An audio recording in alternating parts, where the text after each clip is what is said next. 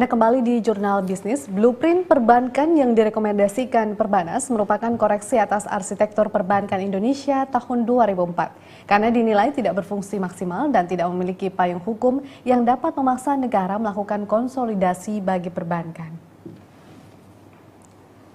4 poin penting yang direkomendasikan dalam cetak biru Perbanas antara lain mengenai kategori perbankan menjadi bank umum dan bank khusus. Kategorisasi itu berbeda dengan API 2004 yang membagi perbankan menjadi bank nasional, regional, dan bank internasional. Cetak biru Perbanas juga menyinggung masalah permodalan, efisiensi industri perbankan, serta kepemilikan perbankan di Indonesia. Menurut Ketua Umum Perbanas, Sigit Pramono, blueprint baru itu dibuat demi membangun perbankan yang kokoh dan sehat sesuai dengan falsafah keseimbangan.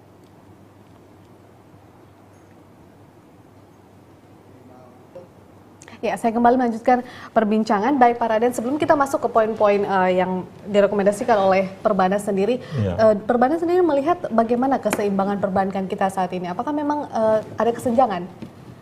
Kesenjangan antara apa nih? Bank besar dan bank kecil? Saya pikir kesenjangan itu pasti ada, ya. Besarkah kemudian? Pak? Kesenjangan itu dilihat dari apa? Sebetulnya permodalan mereka tentu berbeda, ya. Kemampuan mereka likuiditas juga berbeda, ya. Menurut saya tidak ada persoalan dengan besar kecil, tidak ada yang harus dipertentangkan di situ. Selama dia besar atau kecil dia tetap sehat. Bagaimana dengan kinerjanya, efektif atau tidaknya kemudian ada bank-bank tersebut? Ada, ya kita nggak bisa mendiskriminasi kecil atau besar. Intinya adalah dia sehat. Mau besar mau kecil, selama dia sehat, saya pikir dia punya hak hidup. Oke, gitu. Baik, kita masuk ke beberapa rekomendasi dari Perbanas. Salah satunya itu kategori perbankan. Perbanas sendiri merekomendasikan bank umum, bank khusus, begitu. Apa definisi dari Perbanas mengenai bank umum dan juga bank khusus ini, Pak Raden? Ya, bank umum, bank khusus itu hanya taksonomi saja, artinya pengelompokan. Bank umum yang berbeda dengan bank khusus. Bank umum itu adalah bank yang memang dia bisa berfungsi luas sekali, ya. Produknya pun luas, kemudian skala usahanya pun luas. Ya. Dia bisa katakan punya cabang di mana saja. Sementara ya. bank khusus? Dan bank umum ini juga bisa menjadi bank regional nantinya, bisa menjadi bank internasional. Jadi bisa tadi yang dikatakan seakan-akan berbeda dengan API tahun 2004, enggak. Kita justru bisa melengkapi itu. Nah, bank khusus ini adalah dia bisa masuk ke niche market, ya. Jadi dia memang pasarnya bisa sangat khusus. Kemudian dia juga bisa di dalam skala lokal.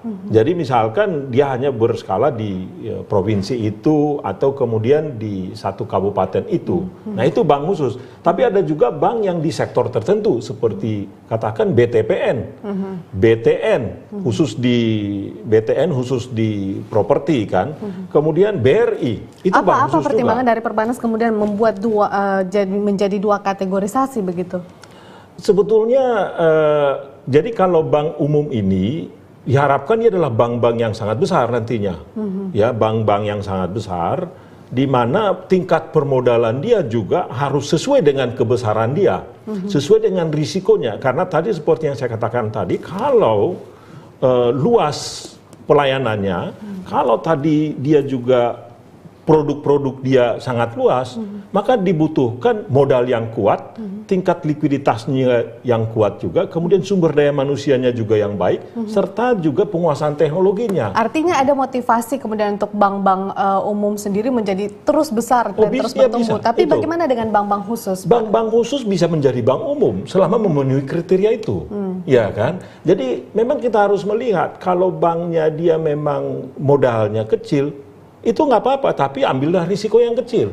Kan begitu, nggak mungkin banknya modalnya kecil, terus dia mengambil risiko yang besar, dan dia juga mempunyai katakan cabang di mana-mana. Itu logikanya begitu. Dan demikian juga kalau dia bank kecil, dia hanya melayani di satu sektor yang sangat khusus, kemudian juga di satu daerah yang sangat khusus, maka risiko dia kan lebih kecil, risiko sistemiknya pun lebih kecil. Itu sebetulnya. Apakah disebutkan bank khusus atau bank fokus? Silakan, bukan itu intinya. Tapi jumlah untuk bank umum dan kemudian bank khusus tidak apakah dibatasi. kemudian distandarisasi atau dibatasi? Tidak dibatasi. Ya, tidak dibatasi itu. Bahwa nantinya akibat dari tujuan kita penambahan modal itu perlu, ya, karena tadi pertumbuhan aset kita harus tetap tinggi untuk mendukung pertumbuhan, sehingga pertumbuhan modal perlu, dan untuk itu mungkin harus konsolidasi. Itu sebagai akibat saja, tapi bukan tujuan dari sumbangan pemikiran ini yang menyatakan bahwa jumlah bank menjadi 3 atau 4, bukan itu. Oke, baik. Saya ke Pak Pande. Bagaimana Anda melihat rekomendasi dari Perbanas terkait dengan kategorisasi perbankan, Pak Pande? Ya, waktu saya membaca di surat kabar, saya juga terkejut. Karena saya lihat di sana yang meneliti itu Pak Raden. Sejak kapan Pak Raden jadi bodoh, saya pikir. Tapi saya tidak percaya. Mungkin ada yang tidak dijelaskan, bahwa itu hanya pengelompokan. Kalau itu pengelompokan berarti di API 2004 juga itu sudah ada. Sehingga tidak ada sesuatu saya pikir yang baru kalau pengelompokan itu. Tetapi biasa itu menurut saya sebelum kongres, kalaupun pemilihan kedua harus ada sesuatu yang wangi kan. Jadi saya melihat itu adalah pembuat harum lah. Tapi kalau kita lihat lebih dalam persis seperti yang dikatakan Pak Raden tadi, dan saya juga baru tahu bahwa konsepnya lebih luas daripada apa yang kita bisa baca di media. Sehingga kalau saya melihat apapun itu, satu hal yang mungkin perlu kita tekankan adalah ini bank seperti darah. Darah untuk siapa? Darah untuk orang asingkah atau darah untuk kita? Nah, ini yang mungkin kurang sampai sekarang, kurang perhatian, sehingga diletakkan oleh Perbanas di poin keempat tadi. Saya pikir itu mungkin untuk 10 tahun ke depan, itu di poin kedua mungkin, supaya kita karena mau tidak mau, ke depan kita melihat semakin semakin kompetitif, sehingga perlu kita memperhatikan kepentingan nasional. Dan yang kedua, kata-kata yang dipergunakan supaya pemerintah ataupun otoritas keuangan itu tidak bersifat netral, nggak mungkin. Justru kita tidak suka itu netral. Tapi kadang kita kan munafik kadang-kadang mengatakan yang benar dengan bahasa-bahasa santun kan itu. Kalau kita memihak kepada yang kecil, apakah itu bukan sesuatu yang baik? Ya, sehingga jangan seperti apa yang Anda tanyakan, bagaimana dengan si kecil? Karena yang besar pada umumnya kalau dihadapkan dengan yang sekecil itu terpojok.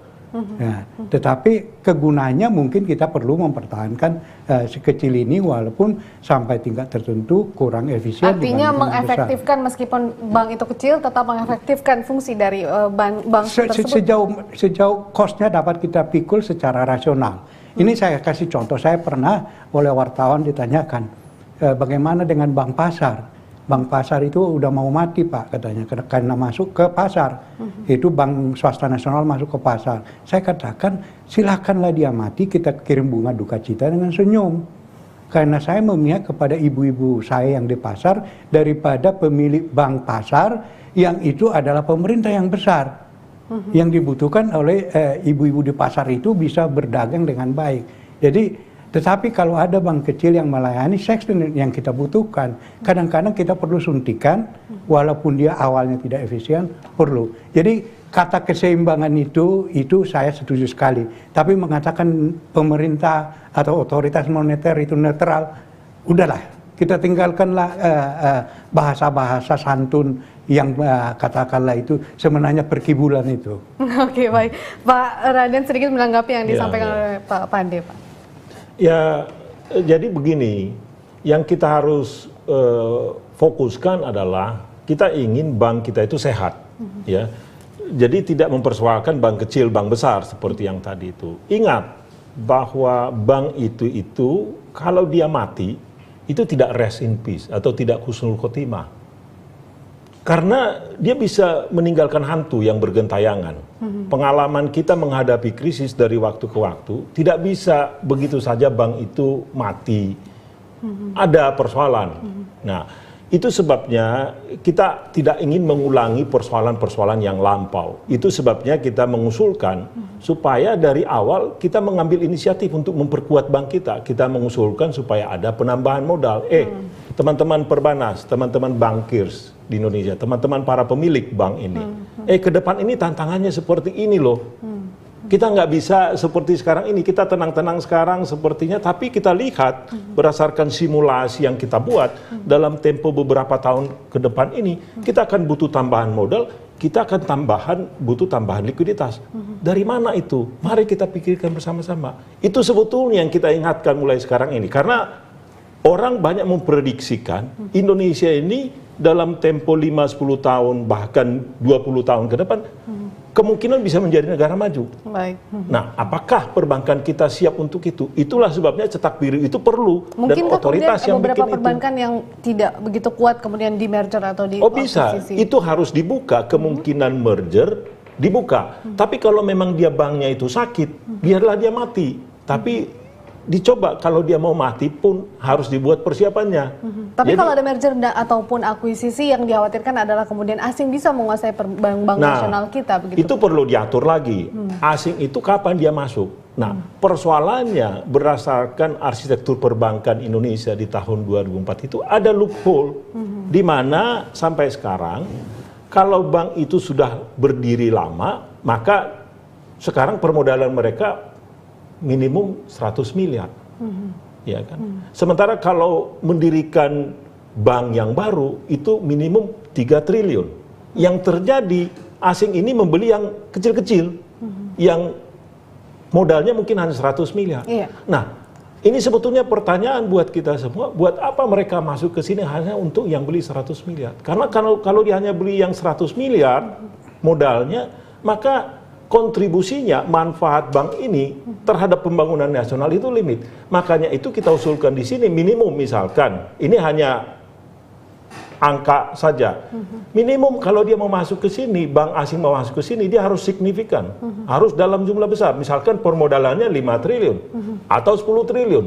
Karena dengan modal yang besar itu, maka dia akan bisa menciptakan lapangan kerja yang banyak, dia juga akan bisa memberikan kredit dalam jumlah yang besar dan juga aman. Gitu loh. Kalau dia hanya 100 miliar, dia sumbangannya sangat kecil, bahkan mungkin sangat minimum. Itu yang harus ditambahkan. Selain kategorisasi perbankan, kemudian juga merger ataupun akuisisi, poin-poin apa lagi kemudian yang direkomendasikan dari Perbanas? Ya, ada di samping tadi ada konsolidasi, ada taksonomi bank umum, bank fokus atau bank khusus tadi, kita juga merekomendasikan pendalaman pelayanan perbankan di dalam negeri. Jadi pendalaman itu bagaimana mulai dari bank yang paling besar sampai dengan bank yang kecil berperan. Bahkan kita mengusulkan adanya bank yang pembiayaan jangka panjang. Ya, misalkan untuk infrastruktur itu bagian daripada yang kita usulkan. Seperti yang kami katakan tadi, kita melihat sejarah bahwa dulu ada Bapindo.